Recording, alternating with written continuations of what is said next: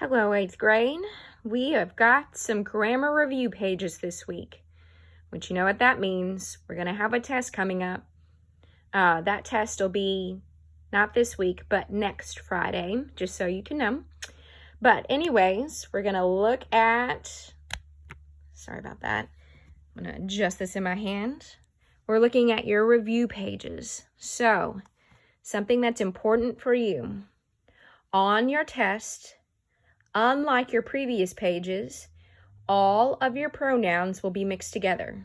So remember, we had different cases of pronouns, nominative case and objective case. They're all going to be mixed together. So it'll be very important that before next Friday, you know when to use each case and which pronouns go with each case. So let me move in here, okay? And if you look at the top of your page, you'll notice, let me let it focus. So it gives you your different cases. So the first one, nominative case, you use it for subjects and predicate nominatives. And then you see it listed there for you, I, he, she, we, they. Okay, and then also remember who and whoever is nominative. Okay, and remember, predicate nominatives follow linking verbs, so they give you the list of linking verbs there. Underneath it, you have your objective case. Think the word object, anything that has the word object in it. Direct object, indirect object, object of prepositions. And then you have your objective case listed there, me, him, her, us, them. Literally the opposite of the nominative case, okay? And then if you look down at the bottom, it is so important, and you'll see this in there. Number 3, a pronoun used as an appositive, that means it follows a noun, must be in the same case as the word to which it refers. So what that means is, if your appositive follows your subject, then it'll use nominative case. If your appositive follows a direct object, then it's objective case. Okay? So if it follows a predicate nominative, nominative case. If it follows an object of a prepositional phrase, objective case. Okay? So that will be important for exercise A. So if you look at your directions, you are going to have to put in the blank what your pronoun is being used as. Once you figure that out, then you can choose the appropriate pronoun. So you have everything from subject, predicate nominative, direct object, indirect object, object of a prepositional phrase, and then you'll notice these. A positive of a subject, a positive of a direct object, or a positive of an object of a prepositional phrase. My hint with that one, commas. If your pronoun is inside of commas, it is an appositive to something. So be looking out for that. And of course, you know I'm going to do examples with you. Okay? So let me do a few of these. Okay? Number 1, I'm going to read this to you because I know sometimes it focuses and refocuses. Bob gave Mrs. Mills and she or her flowers from the garden. So you have to figure out what she or her is being used as. And if we look in front, we see a verb. So immediately you should ask yourself, is it action or linking? If you say action, which it is, you have 2 options, direct object or indirect object. So remember, to find a direct object, we ask, Bob gave what? Flowers. There's a direct object, so we ask to whom? There's our indirect. So we know, get my pencil ready, we have indirect object. So if it's objective, then we choose her. Okay? Number 2. Tucker plays tennis better than I or me. So we did this before spring break. And the easiest way to tell is to take your verb and add it on the end and read it that way. Okay? Tucker plays tennis better than I play or me play. Which one sounds right to you? Hopefully the first one. I play. So that'll be your subject, and I it is. Number 3, the student who scored the most goals was he or him. So if we look in front of it, we have a verb. Action or linking? Linking. Okay? So there's only one option that can follow a linking verb. What is it? Predicate nominative. So nominative is he. All right. Number 4. Chip ran the mile faster than he or him. You see that word than, find your verb. Add it on the end. Chip ran the mile faster than he ran. Chip ran the mile faster than him ran. He it is. Subject it is. Number 5. Whoever or whomever wants to go should meet at the car at noon. It's in front of your verb. Want to take a guess at what it is? Subject it is. So if it's nominative, whoever. Number 6. Immediately when you're looking at that, you should think, there's a lot of commas, and my pronoun is inside the commas. So that means you have an appositive here, okay?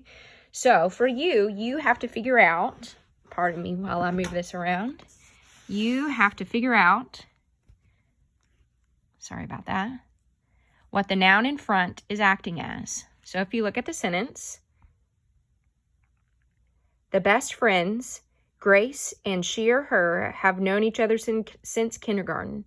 Friends in that sentence, it's my subject. So we have a positive of the subject. So if it's the positive of the subject, I choose nominative. She it is. Number 7. The storm affected us more than they or them. So take your verb. The storm affected us more than they affected. Does that even work? Okay? No, it doesn't work at all. So if you remember when we were in class, if it doesn't work adding your verb on the end and using your pronoun as a subject, then that means we choose the opposite. So for you, then you have to decide what kind of verb is that, action or linking. That will tell you what to put in your blank. Action equals direct object. All right, a few more over here on the next page. So, during the marine show, the orcas splashed us more than they or them. Okay, verb, added on the end. So, the orcas splashed us more than they splashed or them splashed? Did they do any of the splashing? No, it doesn't work. So that means them is correct. And what kind of verb is that? Action or linking? Action it is, so direct object it is. All right, number 9. You have who or whom do you think wrote the best book report? So if you remember, with these, you cross out this. It tells you to cross those out. Who or whom wrote the best book report? What do you think it's used as there? Who wrote? Literally, who did? So, it's my subject and who it is. And then number 10, I have read all the books by the Bronte sisters, Emily, Charlotte, and she or her. So we've got a little separation here. That means we have a positive, okay? So we need to look at this noun right here. What is it being used as? If we look in front, this word right here should catch your eye. What is by? Hopefully you said to yourself, a preposition. So over here we have a positive of the object of a prepositional phrase. So if it's objective, I choose her. So let me say this. If you're doing these and you have to look back at this right here to know which one to use, you need to make sure by next Friday that you know when to use each case of pronoun. That'll be really important. Okay? make sure you go back through there and know when to use each case. Your list, and also your list of pronouns for each case is very, very small, okay? So that'll be important too. It doesn't do you any good to know you use nominative for subjects if you don't know that I is nominative versus me. So not only do you need to know when to use each case, you also need to know which pronouns go with each case. All right, so let's move back and do a little bit of exercise B here. So this is a little different. You have your pronouns already used in the sentence. So you have to decide if you think it's correct or not, okay? And if you think it's correct, you'll write C out to the left. If it's incorrect, you'll cross out the pronoun and write the correct one above it, okay? And then just like we always do in class, correct, you only have one. You only have one sentence that's correct. The rest of them, you have to fix something. So, let's start with one. The tie for first place was between Liam and he. So, preposition, object of the preposition. So we need objective here. He is not objective. Him is. Number 2, whomever is ready may now get on the bus. So here's our pronoun. Is it used correctly? So it's being used as my subject. That's not correct. It needs to be whoever is ready. Number 3, Gina and Troy fixed the broken bike theirselves. Theirselves. Not quite. It's close, but we need to fix that. They fixed it themselves. Good. Number 4, is it Grady or 2 of the students whom are on the planning committee? So we've got our pronoun here. What is it used as? Whom are, that's my subject there. Is whom, is that nominative? No. If it has an M, it's objective. So that needs to be who. Who are on the planning committee. And then number 5, Dominic and Ellen, they went to the store for mom and him. That's weird. We have this followed by they. We don't need that there. So Dominic and Ellen went to the store for mom and him. For him. Is him okay? Object of a preposition? Oh, that one's fine like that. Good. Number 6, are Ben and he assistants in their Sunday school class? So let's look at that. He. Let's see. What is that used as? Subject. Is he nominative? Yes, it is. So correct it is. So we just found our correct sentence. So that means for you, every single sentence you have left here will need to be fixed in some way, okay? Could be changing the pronoun. It could be like number 5, getting rid of the pronoun. It just depends on the sentence, okay? All right, I'm going to flip the page here. You have on the back, on 162, exercise C and exercise D. You do not have to do E. So if you like to cross it out, you can. So let's look up at C. All right. These are your pronouns being used as subjects. And you got to pick the verb that matches. So number 1, each of the debaters make or makes a strong argument. So our subject is each. Is that singular or plural? Singular. Makes. Here we go. Number 2, neither of the families were or was late. What's your subject? Neither. Is that singular or plural? Singular. So, was is correct. Number 3, I think all of the buses is or are already back from their routes. Okay. All, is that singular or plural? Plural. Very good. Are it is. Number 4, she and he walks or walk out into the sunshine.